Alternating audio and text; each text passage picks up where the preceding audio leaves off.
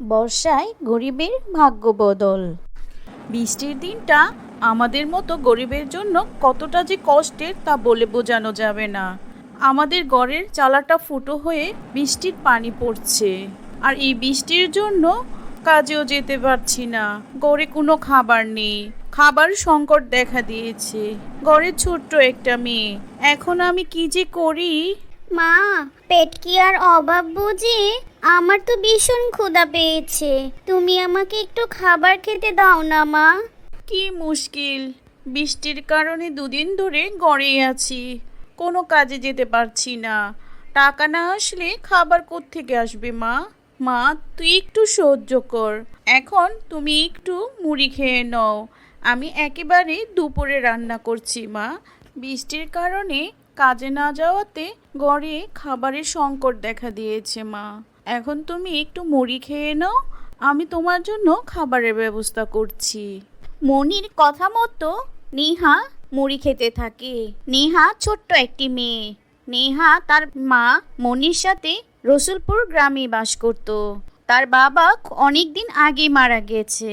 তার বাবা মারা যাওয়ার পর তার মা দিনমজুরের কাজ করে সংসার চালাচ্ছে। কিন্তু ঘনবর্ষার কারণে অনেক বৃষ্টি হচ্ছে, সে কারণে নিহার মা ভালো করে কাজে যেতে পারছে না। এই জন্য তাদের সংসারে অভাব দেখা দিয়েছে। তাই মনি ছোট্ট নেহাকে নিয়ে বিপাকে পড়ে গেছে। মা, বৃষ্টি থামার তো কোনো নামই দেখছি না, বরং চারদিকে বৃষ্টির পানি যেভাবে বাড়ছে মনে হচ্ছে এবছর বন্যা হতে পারে। এবার কি হবে বলো তো মা? মা দেখো, বৃষ্টির পানি আমাদের ঘরে ঢুকে এসেছে। আমিও তো তাই ভাবছি রে মা। এ কি, ঘরের চাল ফুটো হয়ে ঘরে পানি ঢুকে যাচ্ছে। এখন আমি কি করব মা? আমি তোকে নিয়ে কোথায় আশ্রয় নেব রে মা? আমার চিন্তায় তো হাত পা ঠান্ডা হয়ে যাচ্ছে রে মা। মা, বলছি কি, পাশের গ্রামেই তো তোমার খালার বাড়ি আছে, কাল না হয় আমরা সেখানে একবার যাব। এই বৃষ্টি বাদলের সময় যদি তোমার খালা আমাদের একটু আশ্রয় দেয় তবে তো আমাদের বেশ উপকার হবে মা। এ তুই ঠিকই বলেছিস মা, আমি তো খালার বাড়ির কথা ভুলেই গিয়েছিলাম। তবে আজ রাতটা এখানেই কষ্ট করে থেকে যাই, কালকে না হয় যাওয়া যাবে। এরপর মনি নেহাকে নিয়ে খুব কষ্টে রাত কাটায়। তারপর দিন মনির ঘরে পানিতে টইটুম্বুর হয়ে যায়। এবার কি হবে মা? বিছানা পর্যন্ত তো পানি চলে এসেছে, আর তো কোনোভাবেই এই ঘরে থাকা যাবে না। কিন্তু মা, ঘরে যখন এত পানি, না জানি বাইরে কত পানি হয়েছে। এবার আমরা তোমার খালার বাড়িতে যাব কি করে মা? সেটাই তো ভাবছি, একদিনে বন্যার পানি এত বেড়ে যাবে আমি ভাবতেই পারিনি মা। তবে মা, আমি একটি ব্যবস্থা করছি। আমরা না হয় কারো কাছ থেকে একটি নৌকা নিয়ে আসি, আর সেই নৌকা দিয়ে আমরা পাশের গ্রামে যাব।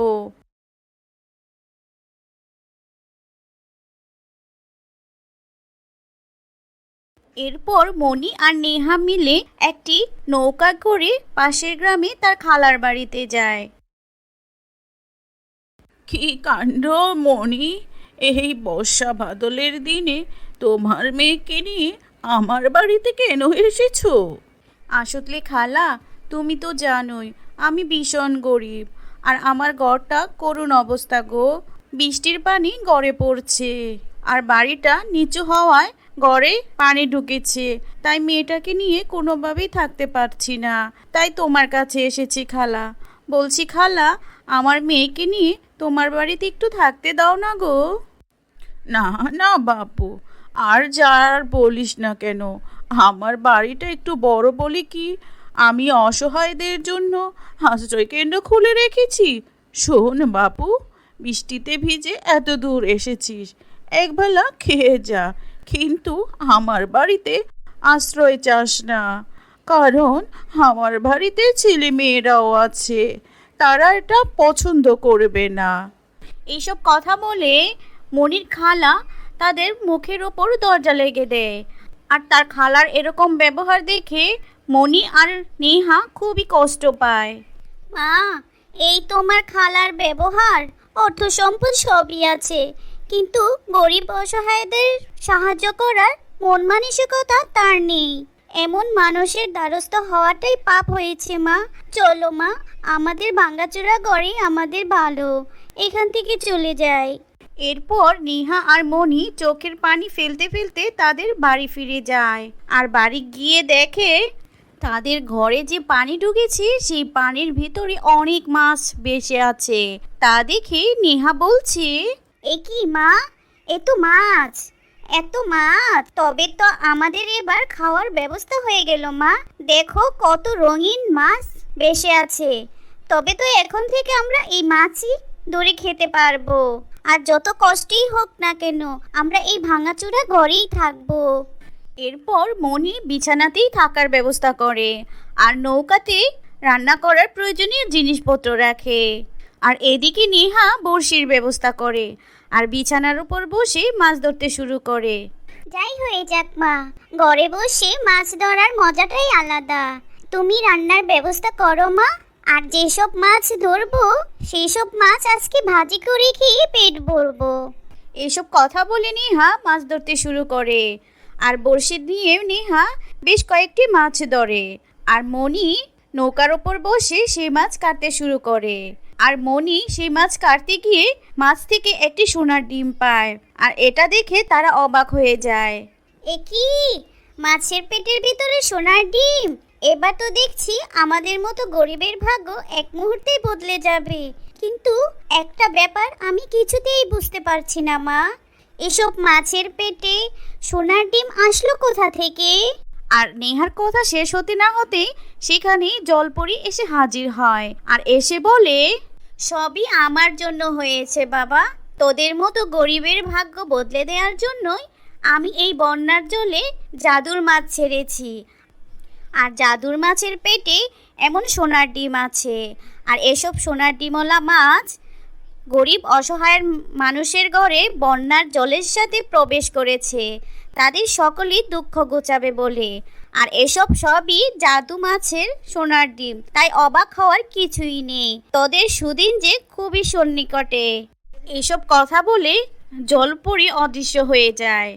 দিনে দিনে বন্যার জল কমতে থাকে আর মনি মাছের পেটের সোনার ডিম বিক্রি করতে শহরে যায় আর সেই সব সোনার ডিম বিক্রি করে অনেক টাকা নিয়ে আসে। মা, তুমি ফিরে এসেছো? আমি তো তোমার জন্যই অপেক্ষা করছিলাম। বলছি মা, তুমি কি মাছের সোনার ডিম বিক্রি করেছো? করেছি রে মা, করেছি, আর অনেক টাকা পেয়েছি। আমাদের আর অভাব থাকবে না রে মা। আর বন্যার জল নেমে গেলে আমরা নতুন বাড়ি বানাবো, আর সে বাড়িতে আমরা খুব সুখেই থাকবো রে।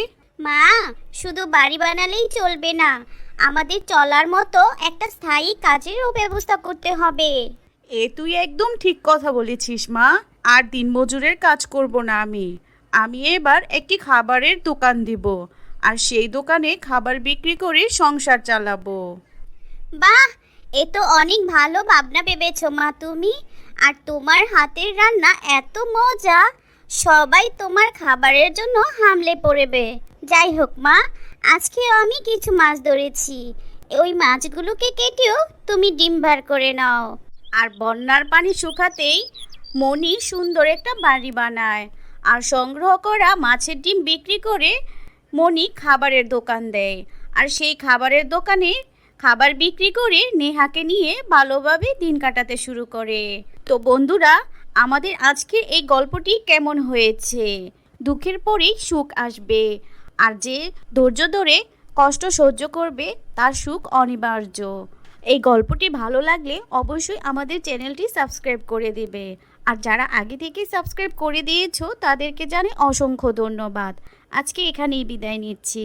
আল্লাহ হাফেজ।